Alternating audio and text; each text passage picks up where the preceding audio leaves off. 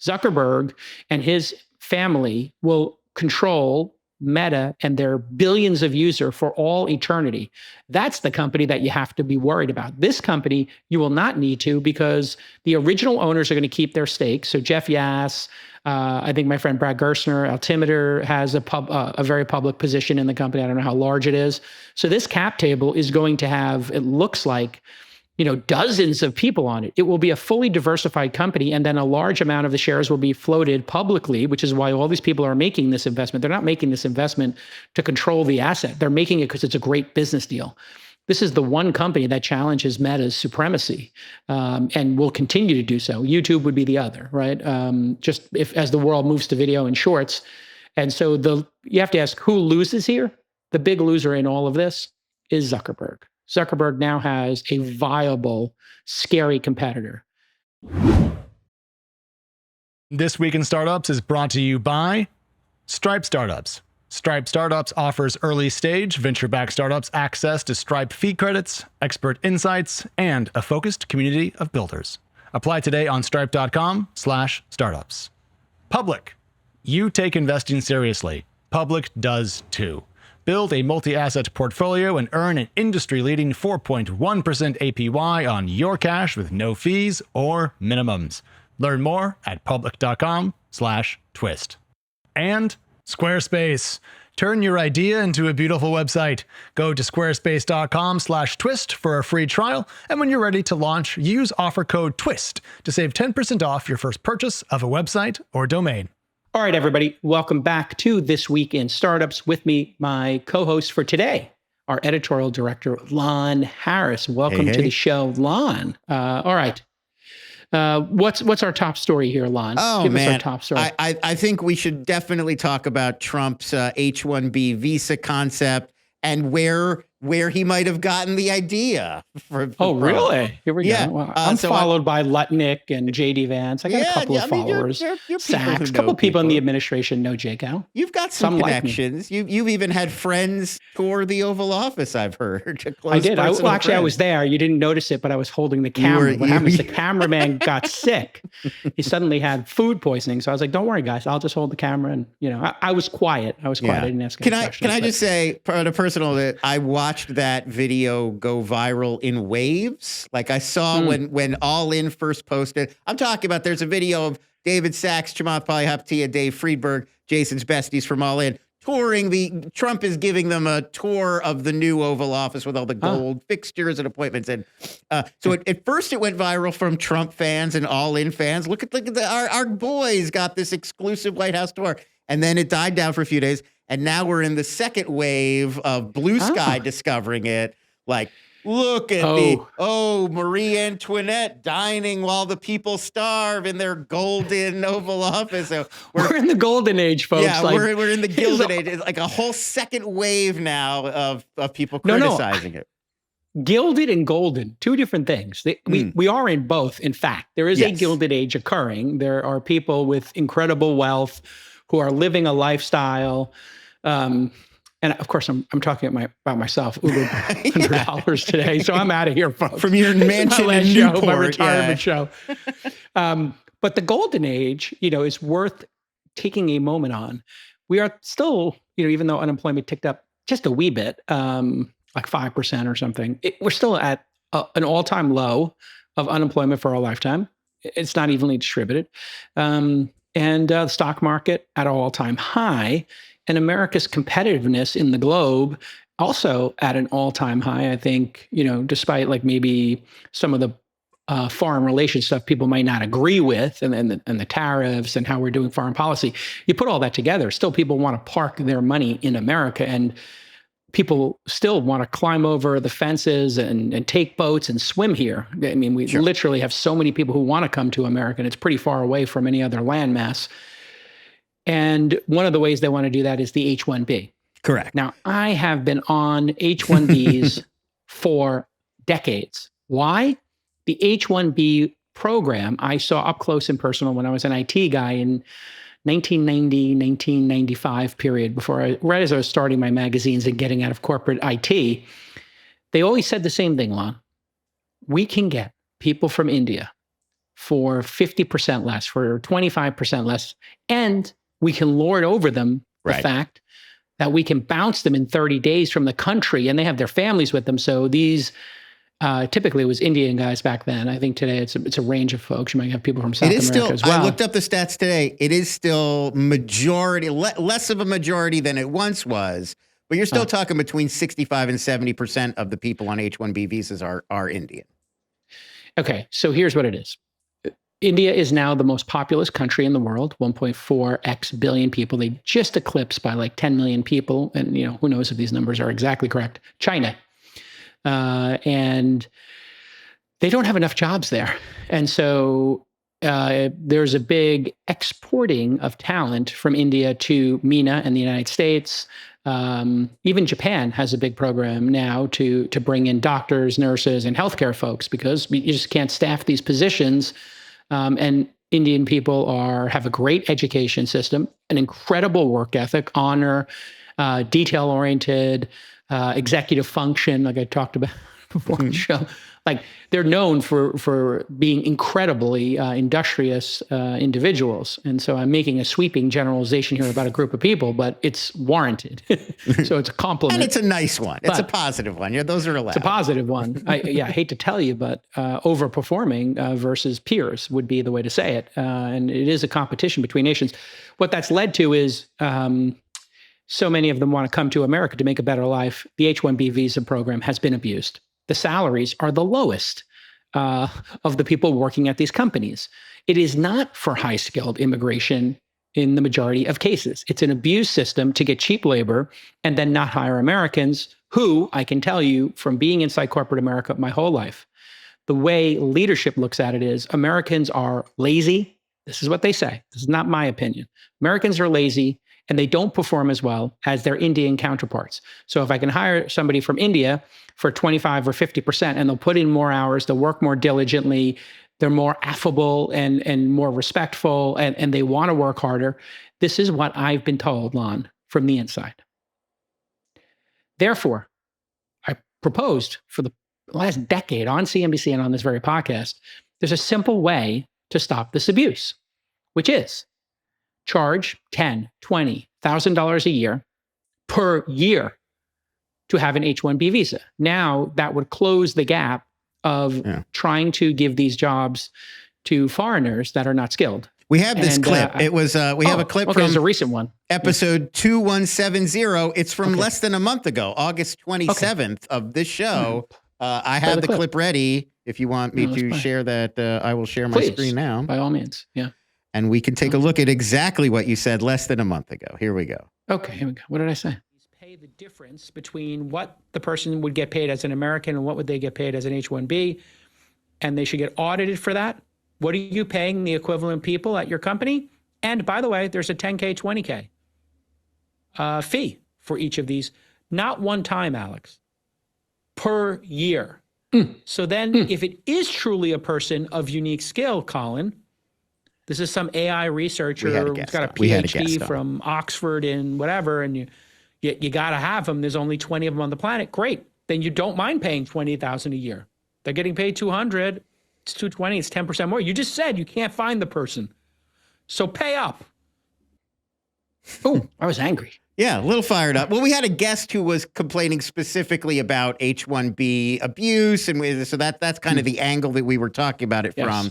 And you were saying you were going to send this exact proposal to Vice President J.D. Vance, your good friend. I did. I tweeted him. I tweeted him. And we'll send this clip too. They're paying attention because on Friday, President Trump announced plans to impose a $100,000 fee on H-1B visas.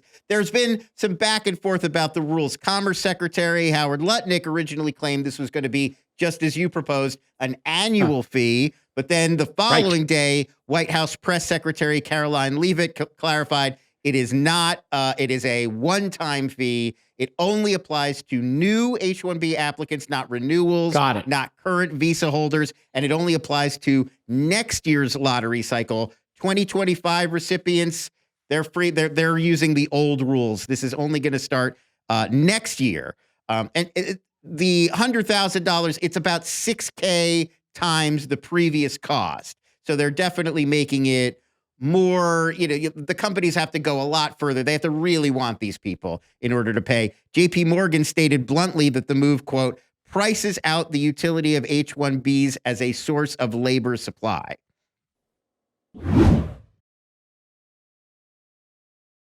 If you want your business to succeed online, it has to stand out, and that's why you need a beautiful, world-class website. The good news is you don't have to hire an expensive designer anymore, nor do you need a bunch of developers.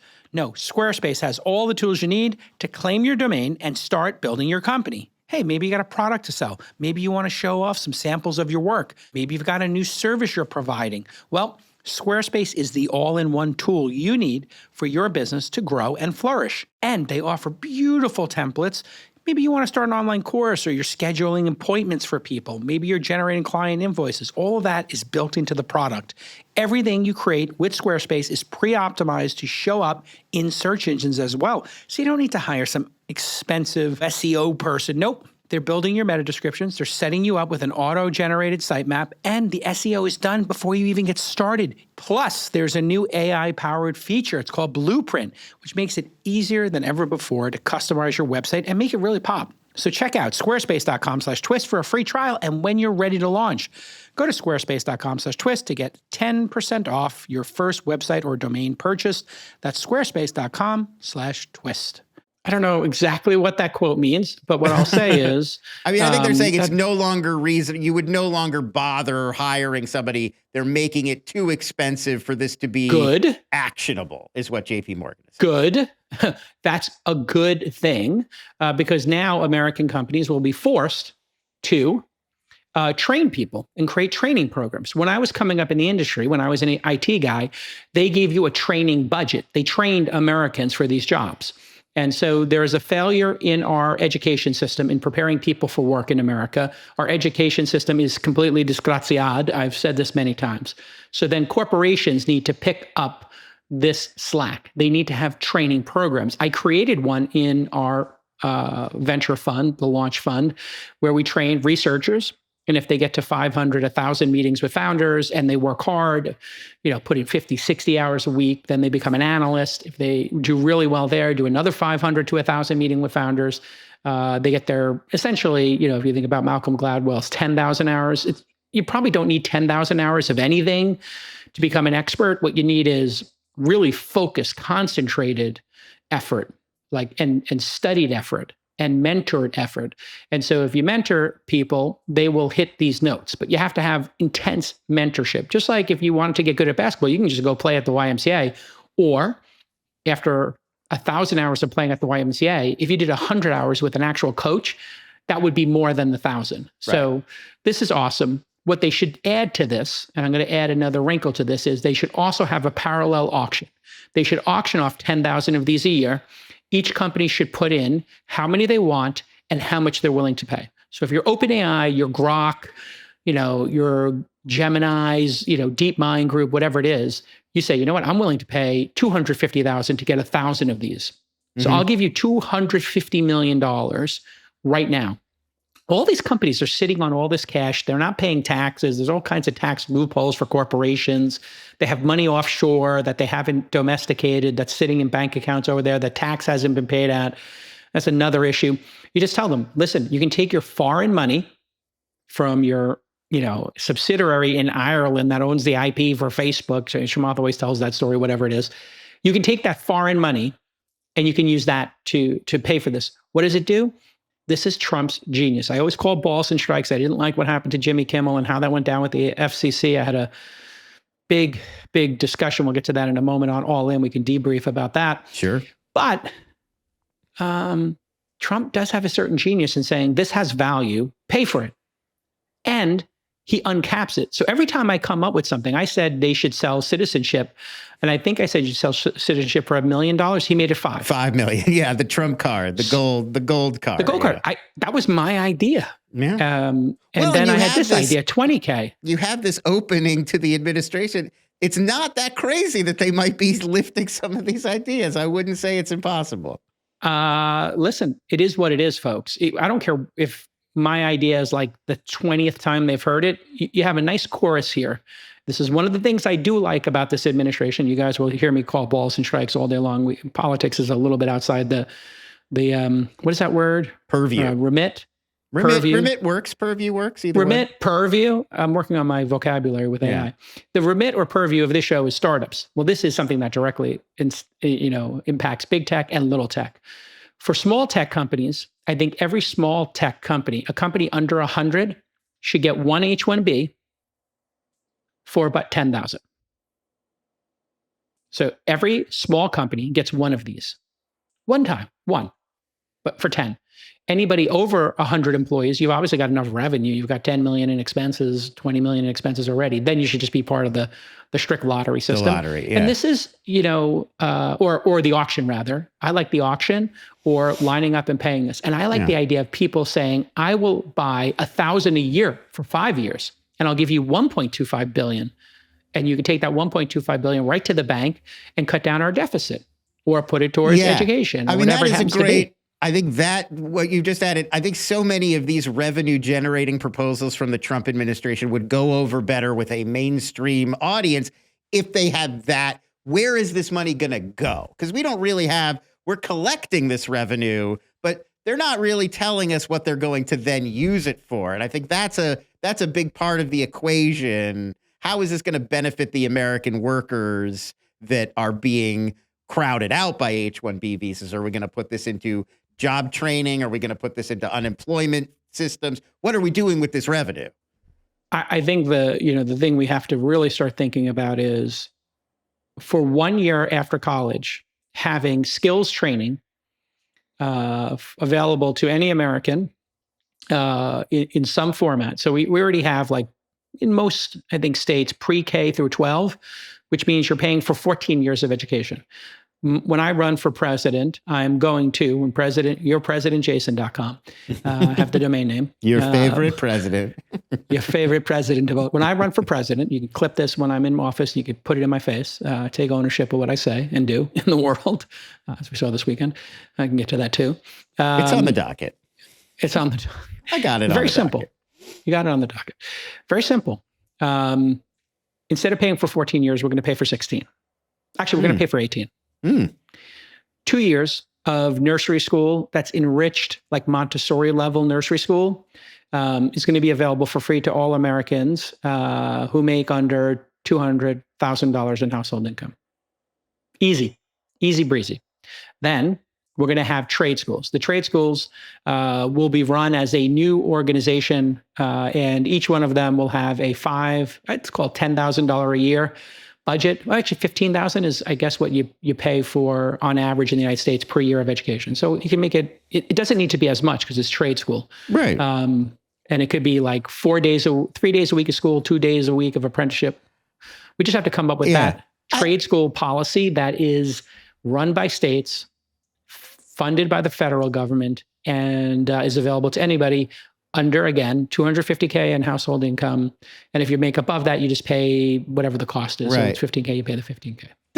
There is that idea of the gap year, after you get between high school and college. Everybody's taking it. Or after college, you take a year off to travel. Or it would be like, I don't know why we don't use that concept to, like, take a year off after college before, and like, before college, after high school. Take a year off and study something that's not connected to what you thought your career goal was going to be. Maybe you'll like it. Like, learn a trade, learn a skill. Just take that year. If you still want to go to college after that, great. But maybe you'll have found something.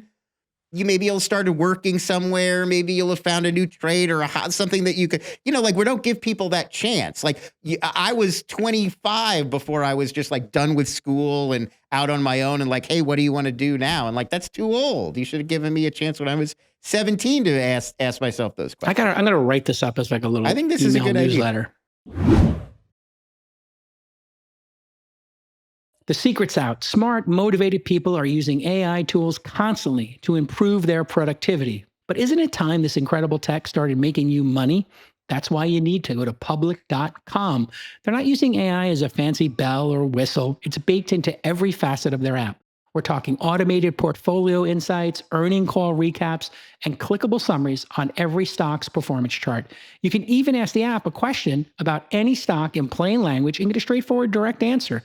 It's everything you need to build a multi-asset portfolio, including stocks, bonds, options, crypto, ETFs, and more. Plus, Public offers industry-leading yields, earning you 4.1% APY on your cash with no fees or minimums. Plus, for a limited time only, Public's offering a 1% match on all IRA deposits, transfers, and 401k rollovers. It's time to access the investing platform for people who take their money seriously.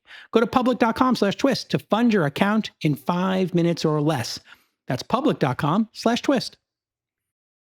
One more thing I want to add before we move off H-1B visas. There was a viral tweet from this University of Michigan econ professor, Justin Wolfers. I've got it here. I will share it with you. This is an academic elite. It's an academic, but he raises, I think, an interesting point. He looked at the actual...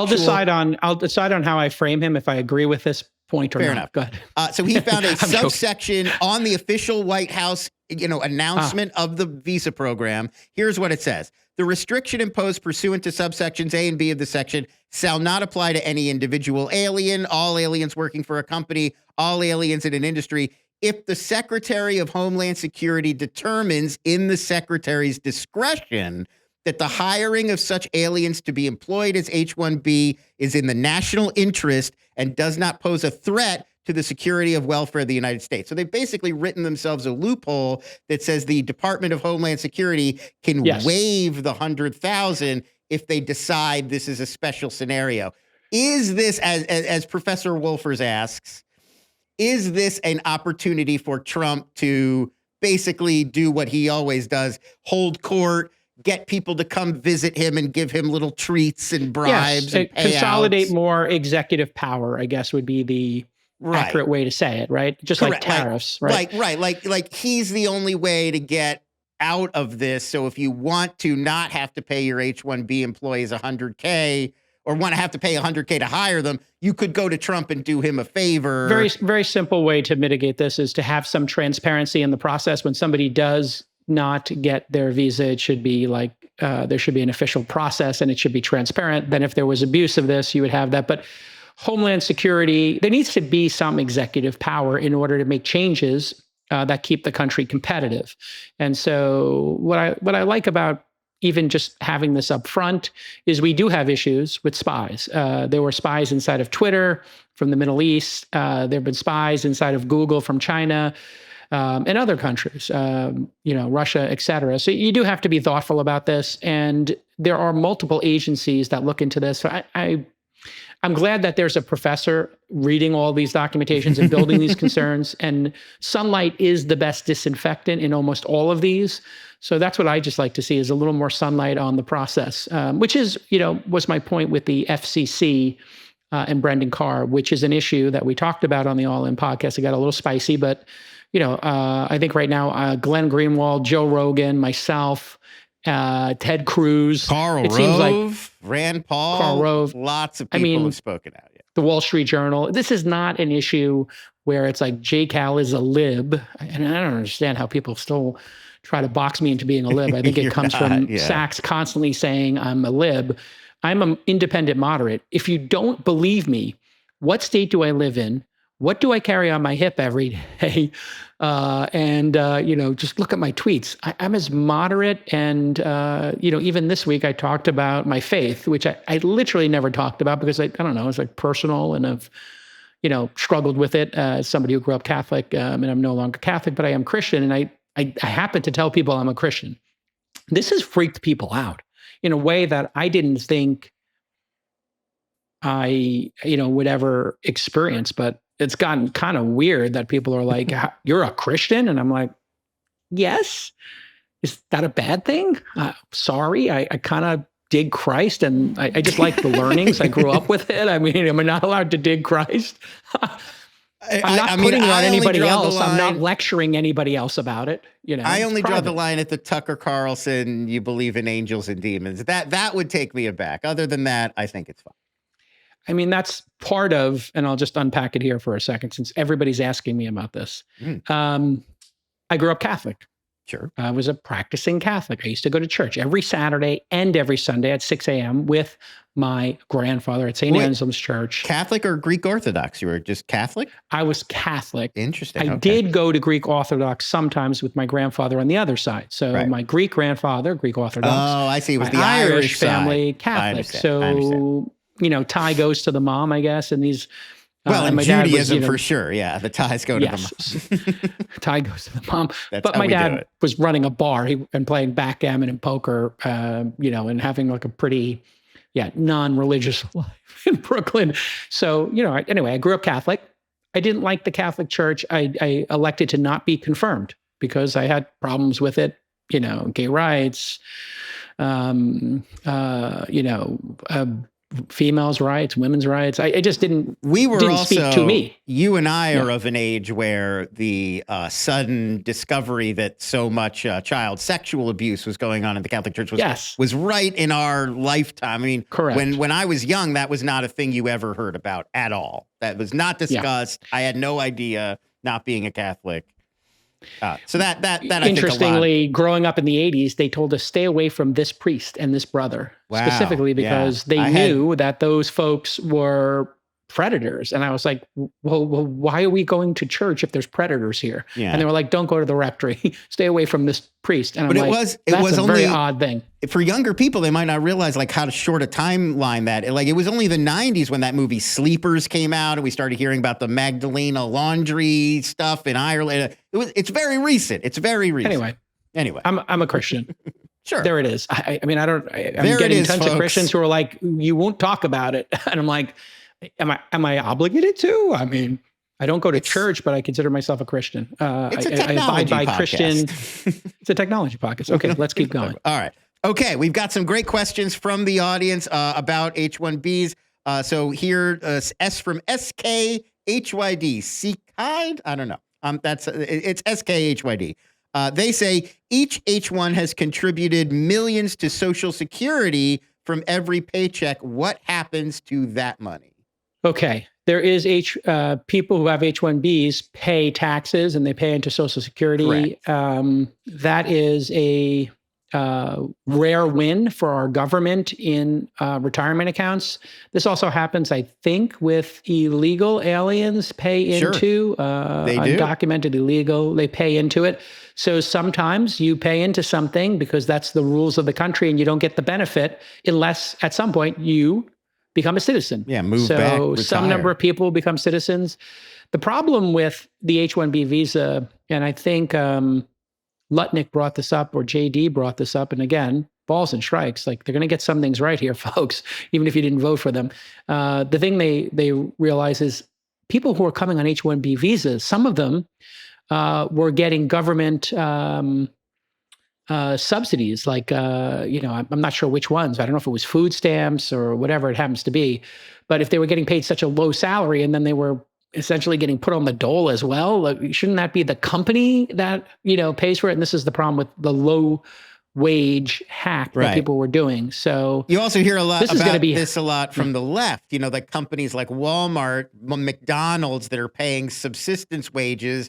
And then a lot of their employees end up using food stamps, other kind of welfare benefits. And it's like, well, why? We should just make McDonald's pay people more so that we don't have to subsidize their employees.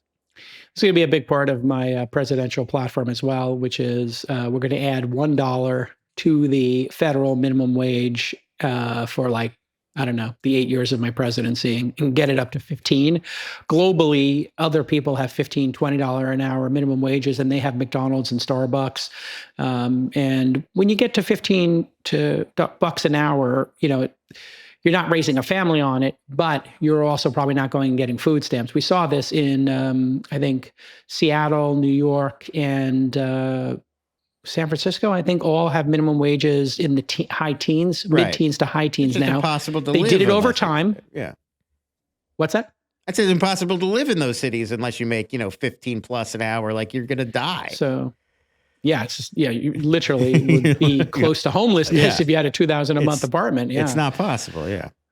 Yeah, it's just the math doesn't math. So I think that just the federal minimum wage would be like a nice thing. And if you really wanted to be smart, this would be something Trump would actually go after for his third term. He should just say, I'm going to raise the minimum wage in my third term, and just troll the folks. So just making a joke. We got one more question, or actually, I think this is more this is a comment, not a question, from Ronak S on YouTube.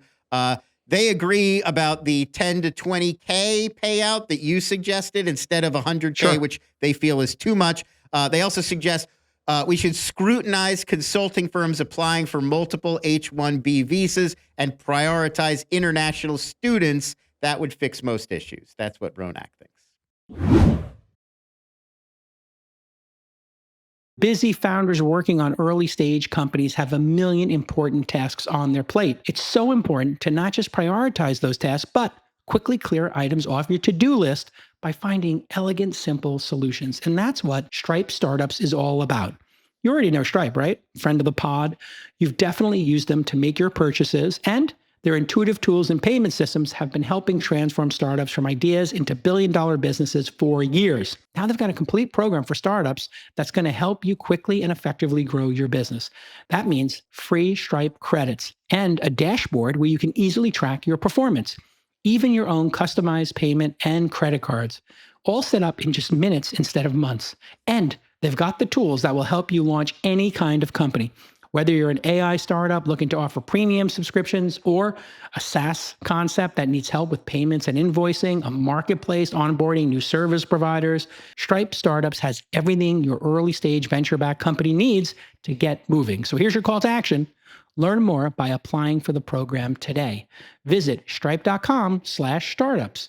Stripe.com/startups. Sure. Yeah. I mean, there's so much abuse in the system. I don't know specifically what the consulting firms are doing here. But, in some cases, what will happen is they'll just open an office in India and put the jobs there. And then, you can accomplish a similar task in terms of spreading the work around without affecting U.S. workers. That was a big argument I saw about the president's proposal with the 100K is that, well, isn't it possible these companies will just give up having U.S. headquarters? They'll just go somewhere else where you can hire a bunch of people cheaper?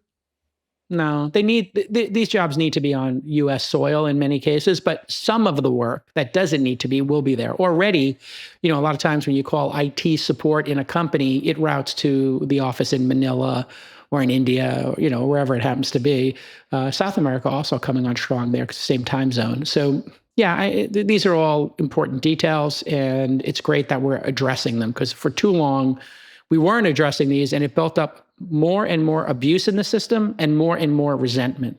And I think removing the abuse, creating transparency, and making it a revenue-generating arm of the government is long overdue. What else is on the docket here? You want to talk about this Fox TikTok deal? I think it's important because we're starting to get the contours of the deal. Yeah, right? we're getting more details. So on Sunday, President Trump was speaking to Fox News, and he suggested that Rupert and Lachlan Murdoch, the leaders of Fox News Corp, it used to be News Corp, now it's Fox, they may end up being among the investors in the new U.S.-based TikTok entity. Trump listed the Murdochs along with other people he said would, quote, probably be involved in the deal. That includes Oracle chairman Larry Ellison and another new name, Dell founder Michael Dell.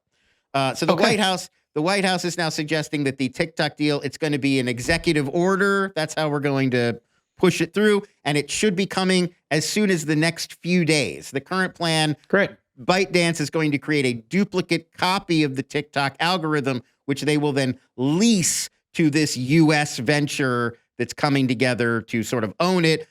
U.S. users, in contrast to original reports, it seems like we won't need to download a brand new app. It's going to work with the TikTok app we already have on our phones, and the U.S. government is not going to have an equity stake in the new company like they do with Intel. Even though they've sort of helped broker the deal, the government is not going to be a co-owner of TikTok. So I think the big thing that the internet is discussing based on this is that it does seem like the lineup of TikTok owners is a bit of a who's who of Trump allies. That includes the Ellison family, now the Murdoch family and Fox News, and Mark Andreessen. It's a lot. It doesn't seem like a very balanced collective in terms of their political side of the aisle. Does that raise free speech or bias concerns for you?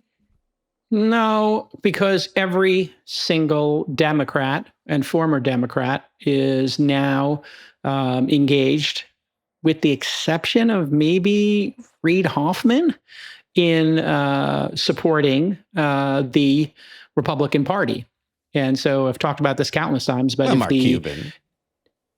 Mark Cuban as well. Yeah, that's true. And he's not included here, but it seems like 9 out of 10 business leaders are engaged with the Trump administration. The Trump administration has gone to great lengths to court the business community and to listen to their needs.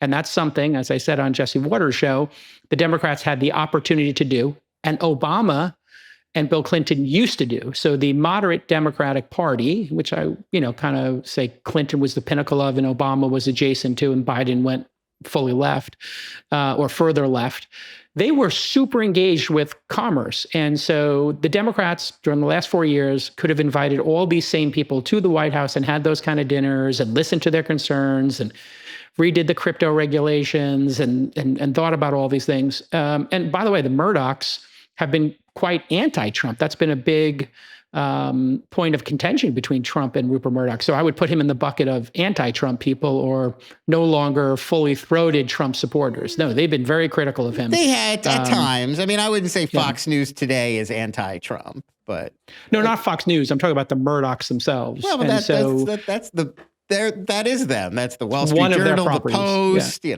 But the Wall Street Journal is like, if you were to look at Trump's statements, he really has been down on Fox News and on the Wall Street Journal, the two major properties. And I mean, the Wall Street Journal is the one that was publishing, that birthday book and all this other stuff. Yes. So it's not. So it's not a binary. It's not a 1-to-1. Rupert Murdoch's a complicated guy. So, and Mark Andreessen, I think, was formerly, Democratic, and his partner, Ben Horowitz, was donating to Kamala very recently. So what's happened here is, so I don't have that concern. What I do like about this is it's a consortium. So if it's a bunch of people putting in 5 billion, 1 billion, 10 billion, whatever the numbers are, there's actually not one owner. It's going to be a fully diversified organization and company run by a board of directors. So in fact, there's going to be no God King. And if you want to talk about God Kings, you can look at Larry and Sergey and Zuckerberg. They have super voting shares and they control their company. So if you want to know who can act unilaterally, it's people with super voting shares, different classes of shares where they get 10 or 100 votes. Zuckerberg and his family will control Meta and their billions of users for all eternity. That's the company that you have to be worried about. This company, you will not need to, because the original owners are going to keep their stakes. So Jeff Yass, I think my friend Brad Gerstner, Altimeter, has a very public position in the company. I don't know how large it is. So this cap table is going to have, it looks like, dozens of people on it. It will be a fully diversified company, and then a large amount of the shares will be floated publicly, which is why all these people are making this investment. They're not making this investment to control the asset. They're making it because it's a great business deal. This is the one company that challenges Meta's supremacy, and will continue to do so. YouTube would be the other, right? Just as the world moves to video and shorts. And so you have to ask, who loses here? The big loser in all of this is Zuckerberg. Zuckerberg now has a viable, scary competitor.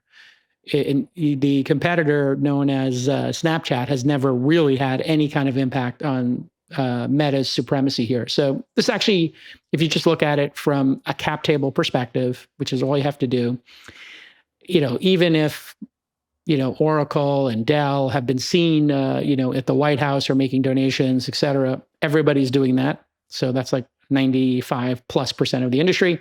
And this will be a very diverse cap table. So not worried about it. All right. Fair enough. There you go. Yeah. We got a pair of EU stories. You want to jump over to Europe and talk about what's going on in the EU? Absolutely. Yeah. What's going on in the EU? So Bloomberg had, go ahead. Yeah. No. It's, it's one of these things that we don't talk about that often because they have so little impact. That's why I thought except when it comes to, the only thing that really comes to mind is the only thing that they ever really have an impact is the Nordic countries releasing great companies, and then everybody else trying to regulate companies. So that's their impact on tech today, is regulation in the Nordics. And just Friday we had Anton from Lovable talking about Stockholm being such a great. So that's what inspired me when I saw two big Europe tech stories. I was like, we got to talk about it just because this is an ongoing theme of the show. So first up, Bloomberg has an interesting report on the rising demand for compute and power in Scandinavia.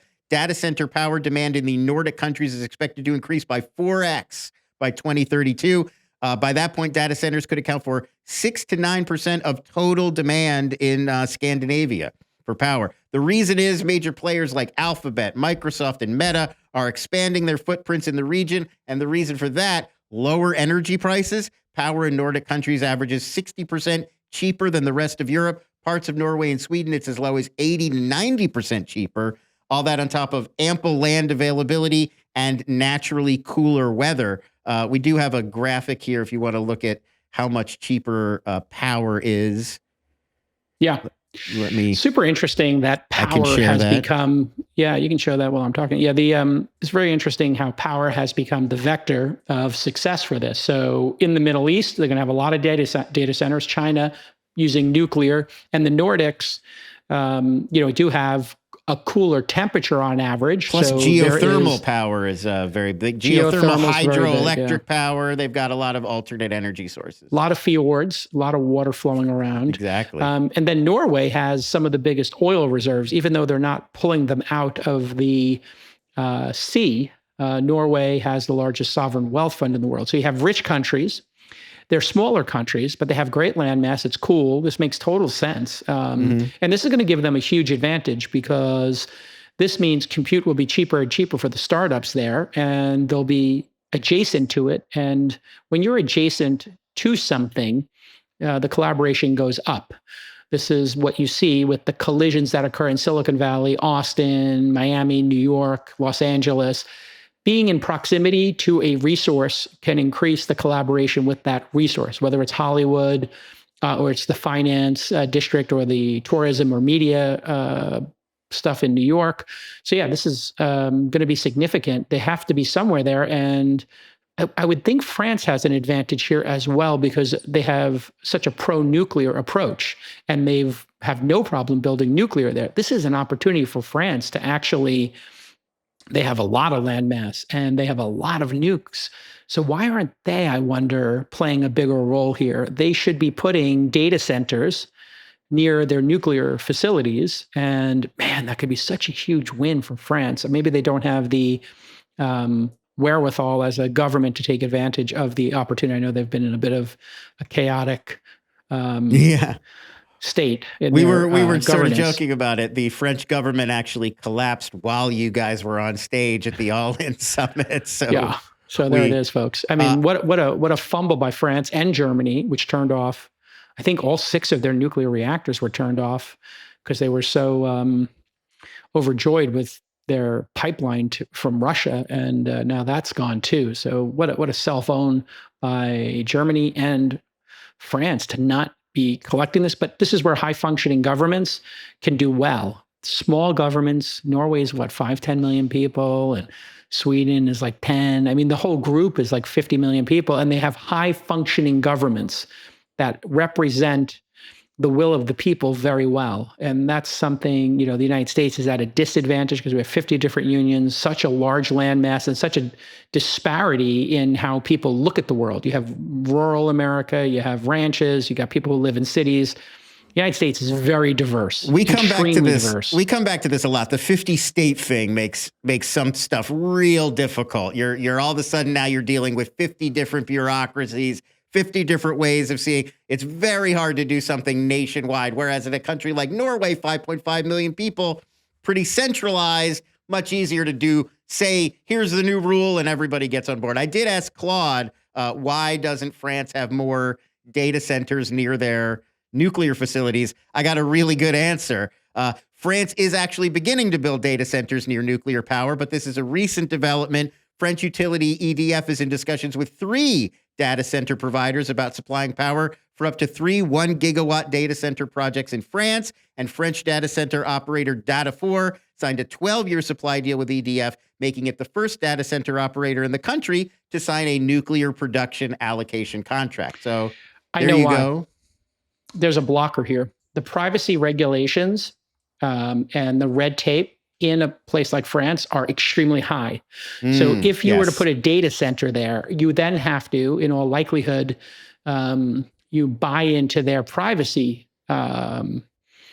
regulations, which are significant. And when you try to hold on to data for a long time, France has been known to, like, with the telecom companies, I don't think they're allowed to keep your phone records for past a year or two. You can ask producer Claude to check on that. But I remember reading that headline like 20 years ago, where the people in France were like, well, why do you keep my text messages? And you have my log of my phone calls. I have my lover on my phone. I don't want that to saved. Why don't you get, and I'm going into my Italian accent, but they really care about privacy. Back and forth. And here's the thing with the privacy concerns. There's a very simple way to do this. If you look at the UAE, which is incredibly savvy, like one of the most savvy, and Singapore, these are incredibly savvy governments, and they will create a zone. So there's a media zone, a finance zone, there's a wagering gambling zone now in the UAE, where they will say, if you are in that zone, you do not have to obey the UAE's laws.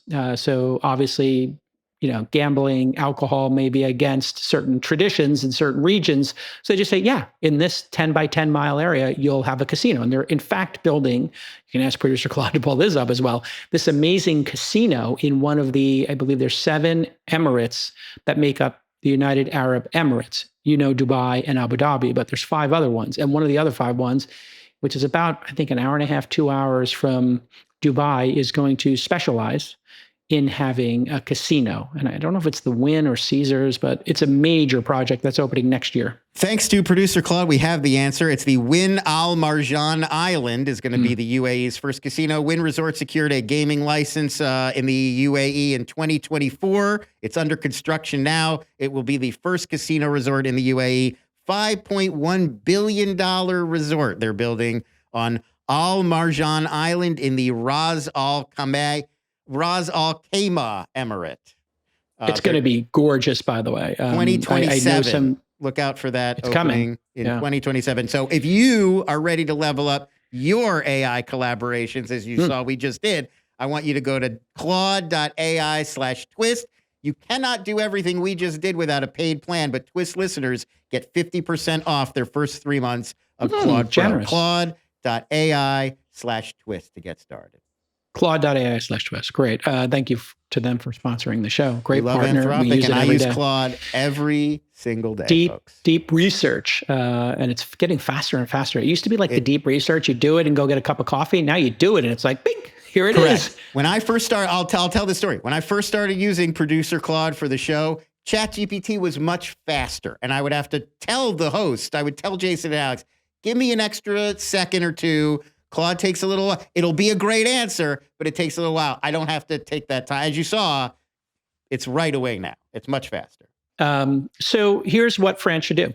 France should say in the 100-mile radius of the nuclear power plants, they are going to do an economic development free speech zone, and that their laws will not impact the data centers located there. So if on those data centers, the team at OpenAI wants to keep, the memory of, your searches for 10 years indefinitely, and you've agreed to that, that would trump the local laws. That's how they can probably unlock this whole thing. So somebody send this to somebody in France. It's not a big deal. You just tell the French people, like, do you want to get a lot of jobs and a lot of income? And then just charge a tax for that. If you want to be in the non-restricted zone for AI, you just pay this certain minimum fee. It could be based on the number of GPUs. It's a small tax, 1% of the cost of it or something de minimis, but that, the savings is so great, people can't do that. But you would never do this in a place like the UK. because the government would then use it as a cudgel to try and get you to behave a certain way. I mean, they're knocking on people's doors in the UK, asking them about their social media posts and if they would like to apologize. Yeah. And you're like, what? Things have gone pretty far. Yeah. Pretty weird. And that makes them a no-go for entrepreneurs. If any entrepreneur came to me and said, what country should I put my European, outpost in? I'd be like, I can tell you which ones not to. Definitely Stockholm. don't go to Germany. You would definitely want to go to Stockholm. Yeah, that's what the number one sure. would be Stockholm, I think. Yeah, I think so. All right, let's keep going. One more Euro story while we're on the continent. The European Commission is considering amending the 2009 e-privacy directive. This was the rule that forced websites to get your consent before loading cookies. You know how every time you go on a website now, no matter where it is, you get that lower third, like, hey, do you accept cookies? And you have to accept all or reject. You know what I'm talking about. So this is all because the European Commission had this rule in 2009. And now it's basically polluted the entire internet. Everybody's sick of it. Nobody reads those things anymore. So they're revisiting this rule. They're going to come up with a different way. You can either opt out of it or just accept cookies once in your browser. And then every website you go to doesn't have to hey, can you please consent to us leaving cookies in your browser? That is so annoying. It's so annoying. It's like, yeah. Well, this is the thing about regulations. You make these regulations, and then if you make them beyond what users actually want, they will get annoyed. And conversely, if you do things that annoy users and you have dark patterns, like I always tell the story about the Wall Street Journal, like they're happy to take your money on their website and your credit card, but they won't let you cancel on their website. Yes. And I'm like, okay. And when I asked the woman on the phone, why is that? And she said, well, we're concerned about fraud. I'm like, well, the fraud would be when I purchased it, not when I unsubscribed. Yeah. Nobody's like, you're saving me money. A fraudster canceled my Wall Street Journal subscription for me. That doesn't happen. That's not a thing. No, so, they don't make money that way. That's not a good fraud. So this is, I think, what the European Union is going to have to learn is if you over-regulate, people are going to opt out. I said Figma should make it so their product is not available in the UK. We don't sell into the UK. We don't have employees in the UK, and we ban UK users from using our product because of what they did to them in terms of their sale.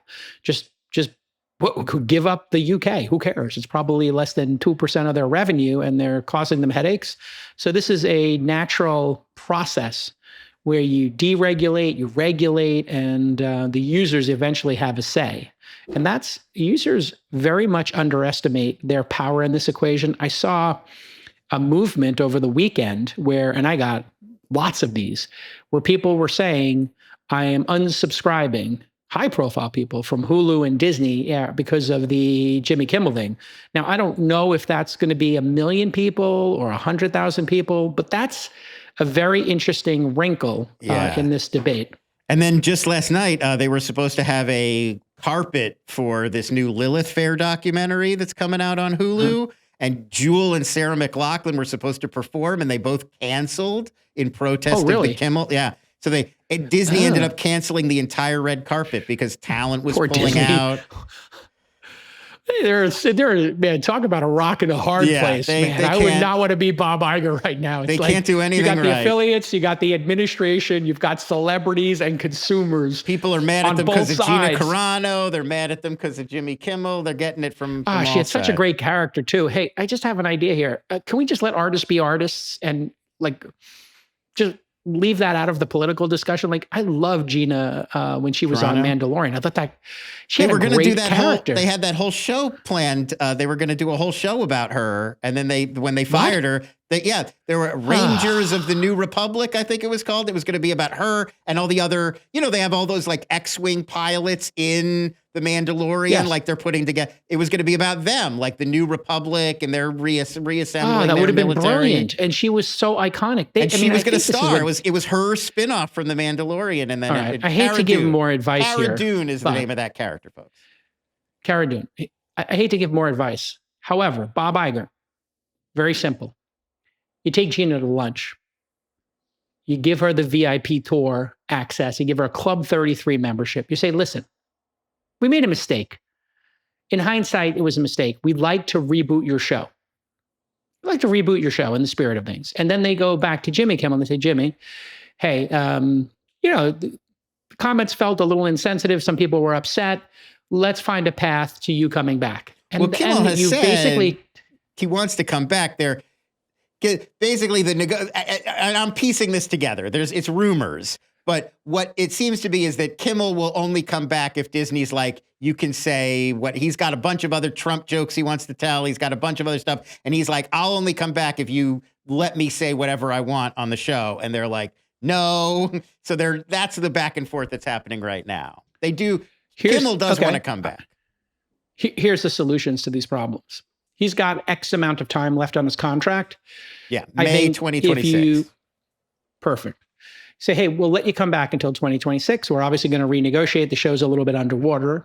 You can go out in a flaming ball of glory or whatever. But if the affiliates don't want you and they do drop you, we're going to have to change your pay scale and the budget of the show to reflect that. And then we're fine with you being online or something, but give him like a path to coming back. But he has to also recognize legally have their own. They're tied to this contract. I don't think they can change. Well, they just pay it off, right? It's not a big deal. But right. I think, in terms of this reconciliation and trying to bury the hatchet in this country, which some people want to do, some people don't want to do. I get it. It's all very emotional right now.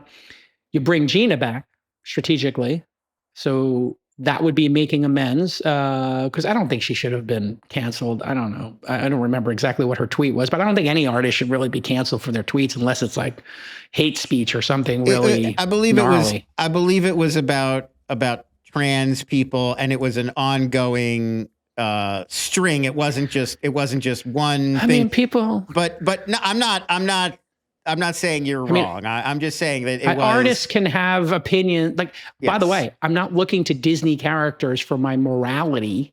I'm not looking to comedians for my point of view on the world. I'm looking for them to be entertaining what they do in their own time. If they love Trump, they hate Trump. They love what the situation in Gaza is. They don't love it. I mean, I'm fine with people having differences of opinions, and maybe we can get back to a place in America and in the media sphere where people can have opinions on their own and they can do art. And we can kind of put those two things, in two different boxes, unless they're criminal behavior or something. I don't know. Let's keep going. All right, let's move on. We got one more big tech news story about OpenAI and NVIDIA, or we can move on to some startup stuff, whatever you want. Dealer's choice. I mean, the NVIDIA stuff, I can just tell you, I saw the announcement and I saw the interview with them. OpenAI and NVIDIA announced a strategic partnership. They're going to deploy 10 gigawatts to NVIDIA systems. Yeah. That's roughly 2% of total U.S. electricity consumption. It's basically the entire state of Florida's annual electricity use. So what's happening here is, they are trying to catch up to Colossus, Grok and XAI. They're building something very big. And I think people are starting to realize you need to build big things in order to, you got to have these like big data centers in order to maybe solve the next cohort of problems like curing cancer, understanding the universe. Like everything we've seen up until now, as impressive as it is not typically a new innovation, not original thought. Right. Sometimes on the margins, you can interpret a breakthrough. It's hard to know if that was random or brute force, but there's going to be another layer of this, of super intelligence, not just general intelligence. So this is all the super intelligence play.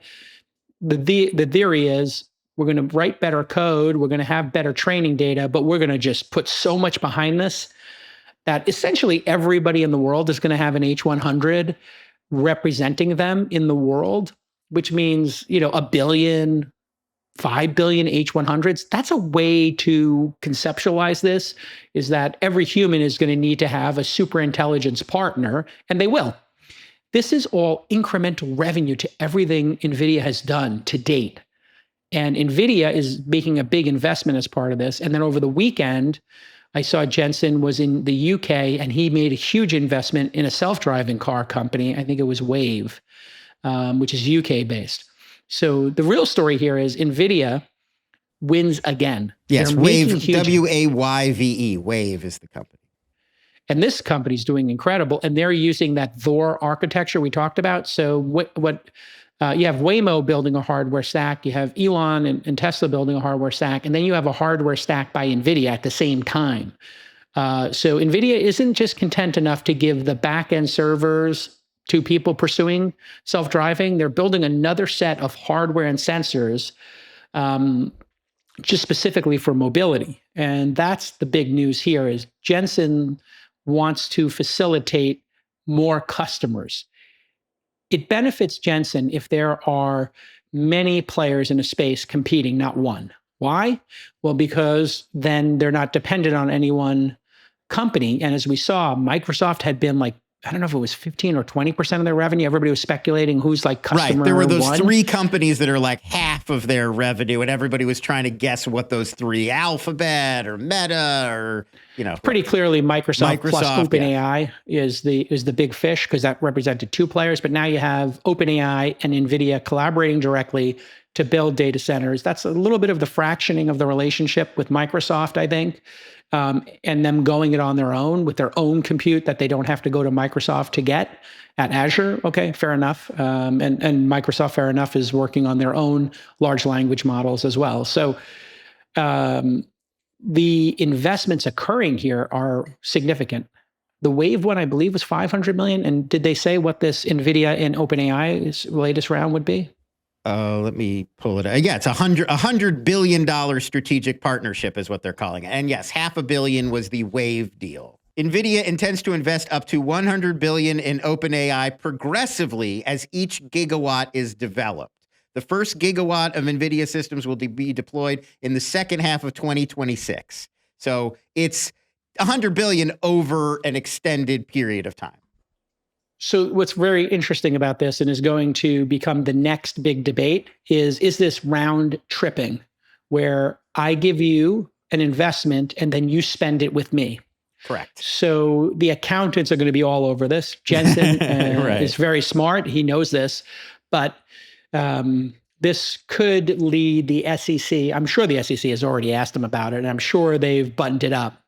But I'm giving you $1 billion this year. You're buying $2 billion worth of H100s. This is going to, have to face some pretty significant scrutiny.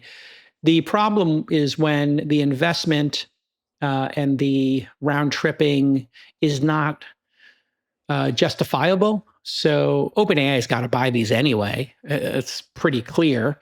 And NVIDIA's got a bunch of cash to invest. So they're going to own a significant amount. They're going to own 10% or 20%. If it was $100 billion, this doesn't make sense to me. These numbers need to be clarified, and we'll do that in an upcoming episode. But if they were putting $100 billion into the company and they just did a secondary of $500 billion, it doesn't take a genius to figure out that's like 20%.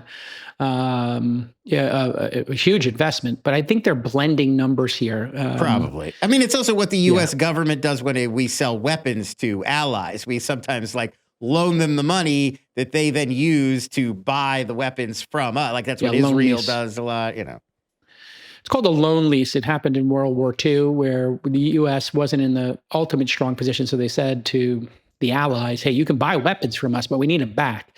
And then typically with the situation in Ukraine, you can have the option to get the rebuild contracts. So when you talk about the war machine and you want to be cynical, it's like, we're giving you weapons. You owe us the money for the weapons, and then we get to rebuild the bridges and the hospitals. Correct. And get your rare minerals as well while we're at it. Yeah. I mean, it's almost like there's people who want to see wars in the world. I don't want to go full conspiracy theory here. It's not almost like that. But okay, we'll save that for another Somebody show. Benefits from all of this. It's above my pay grade, folks. I'm just an angel investor, a podcaster. Yeah, we'll do that in our next show, Conspiracy Corner. We've spent a lot of time this episode on big tech. We've got a ton of startup news and little smaller stories. We only have time for one or two stories, so I'll give you some choices. We could talk about Bill Gates' daughter's new startup. We could talk about Blue Sky getting more intense with moderation. We could talk about Howie releasing their first ad and closing their seed round. Hit me with Howie. Howie, all right. So Austin Petersmith, friend of the show, his AI secretary or AI executive assistant startup, Howie, made a few big announcements. They're now available to the general public. They've finished their $6 million seed round, and they have a brand new website, Howie.com, which I'm going to pull up for you right now, show it off. the people's secretary, they call it. Amazing. I should have had him come on. He had texted me. We seed invested this. I guess we seeded it. I think we were the first investor. You are listed among the seed investors here, correct? On the website. But I think we were the first. He came to me with the idea that he had a general AI idea around productivity. And I said, I think I gave him $500K or $250K. And I just said, okay, great. Because I had worked with him on Inside before. So I was just like, go for it. We'll seed it. And so we don't usually do that unless we know the founder. And they made a great, I love these launch videos that are high production value. Here if you want to take a look at the Let's play it. Let's play it for and Howie is, just so people understand, it's like it does meeting scheduling like much better than Calendly, let's say, where people report that. And I have Athena assistants. So I'm thinking about getting my Athena assistants Howie so that they can be more productive, because a lot of what they do is scheduling. And what you do is you just say, hey, Howie, and you CC it on your email, and it just finds times and books. And what I have noticed, because a lot of the founders we book on the show use Howie. And what I found is a lot of people don't know that it's an AI. It's so natural. It's so good at using natural language. It's so efficient. A lot of people, I'll see these email threads of people be like, thanks a lot, Howie. Like they believe they're talking to a real human personal assistant, which does not happen all the time. So that's a mark in their favor. So here's the ad they put up for today's launch video. It's time to bring back the secretary. What? Hold on. Hear me out. Ugh. We're bringing back the secretary. I like not this the job title, not the dress Yeah, code. I like None the of that 1950s vibes. bullshit. Yeah. But the poise, precision. The prestige. Someone else is managing my calendar? You get a secretary. You get a secretary. You get a secretary. No, I don't have a pen. I have a pencil. No more triple bookings or battling for bio breaks. We're not scheduling meetings to schedule meetings about meetings that are soon to be scheduled. Hi, I'm calling about the meeting for the meeting. Thanks for setting the meeting. It's a secretary for all of us. Yeah, even secretaries. Meet Howie, the return of the secretary. Things got a little crazy back there, didn't they? There you go. So Howie.com. it's a little spicy on the gender thing, the throwback. People don't like the term secretary anymore, like executive assistant. The secretary thing went out. So they're kind of being playful. I like it. I wonder if this was shot or was AI. That was the first thing that came to mind, because everybody's shooting these. That's a real That looked lady. like it was shot. That's definitely a real lady. That's an actor. Yeah, that's an actress. This is a set. I believe this is real. Yeah. Man, what did this cost, you think? Because, making a spot like this, back in the day, there was that guy, Sandwich Media, I think. Remember that guy who was in all the commercials? And he was charging like $250,000 at the peak, I think, maybe $100,000. Yeah, I feel What do you like put this at now, today's? I feel like this, it's got to be a few $100K. I mean, just to pay the whole crew that had to be there, the editor, the director, the I'm talent, not sure. the makeup. I think this is done for $10K now. $10K? Wow, that would be very cheap. I think so, yeah. I think this set exists somewhere in Hollywood. The actress, I think but they you get got to paid, pay, you got to rent this set. They probably needed 2 days to shoot this whole thing. There's a lot of setups. I wonder. I don't mean, know. it's pretty tight.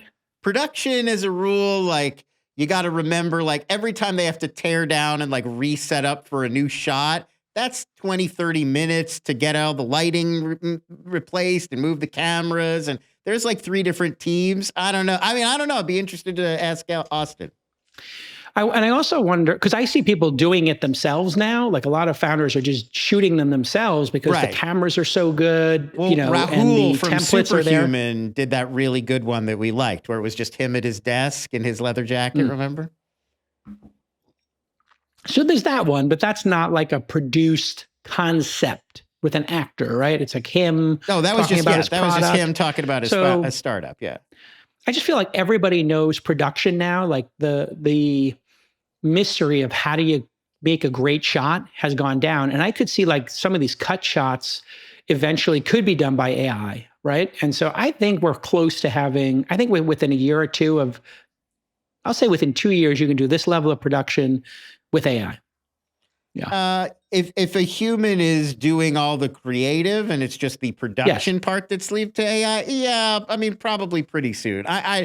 No, I don't still think it's going to write it or come up with the concept. Exactly. I'm saying you get a smart person who writes it and has the concept and says, I need the pencil being sharpened. I need the clock ticking.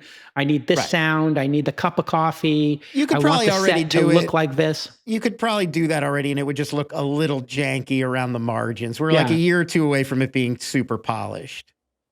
Yeah, I love it. Right. I think it's great. And I wonder if these launch videos actually pay for themselves.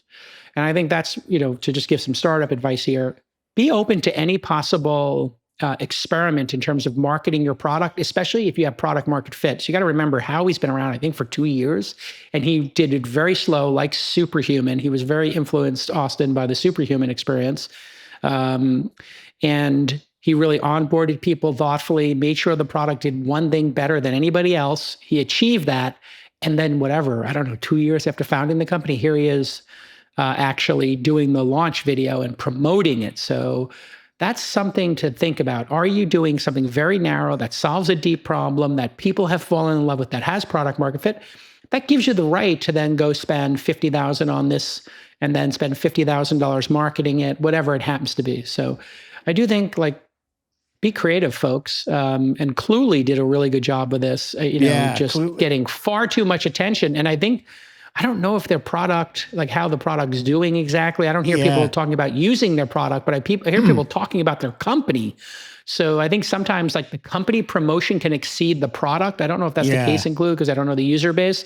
But like I said, I hear people all the time using Howie, and then the marketing comes after all that's been built up, so that people who are using it get to feel like, ooh, they were part of something, right? As opposed to spending all this marketing dollars before you have product market fit. Make sure you have product market fit first, folks. That's my best advice. Yeah. I think that's a thing that comes up a lot in Founder U pods and our Portco pods, is people who are all their ideas are about the marketing, and it's like, your product's not really ready for that yet. I feel like that cart before the horse sort of situation comes up a lot. Do you want to do one more? There's another one. Oh, go ahead. Well, there was another video from one of our portfolio companies that I haven't seen. Let's play it here. We'll do this a live Aragon reaction. AI one. You want to check this one out? Yeah. All right. I didn't know they did a launch video. Let's play it here. Let me pull it up right now. Here we go. You'll get my raw reaction to this.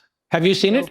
No. The weekend was just within reach, but the asks don't care what time it is.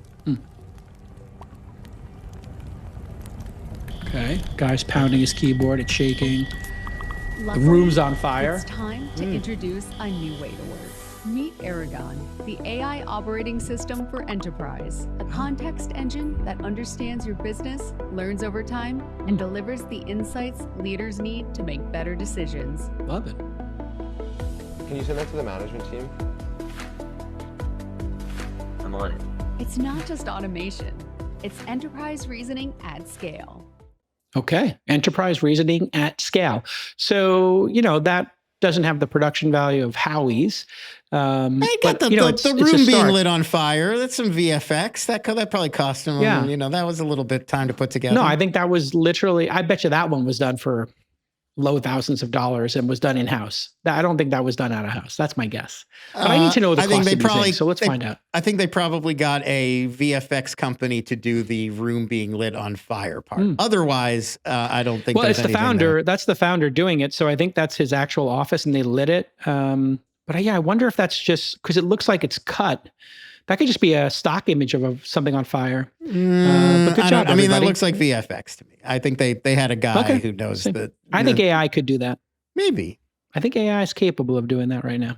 And the thing with the backgrounds is when you see a set now, I get fooled sometimes when I see people's Zoom backgrounds. So even Zoom sometimes at first glance, I'm like, are you in an office or you take a picture of your office? I have a friend who has a perfectly shot picture of his office that he uses as his background.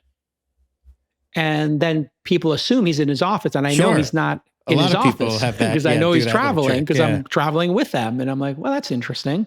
All right, great show, everybody. And thank you to our partners. And just quick shout out to our friends at Athena as well, who provide me with my executive assistants. Go to Athena. Wow. AthenaWow.com, and they'll give you a couple of weeks off, and just tell them your boy JCal sent you. But you got to go to AthenaWow.com to get my discount, which is the best discount you can get.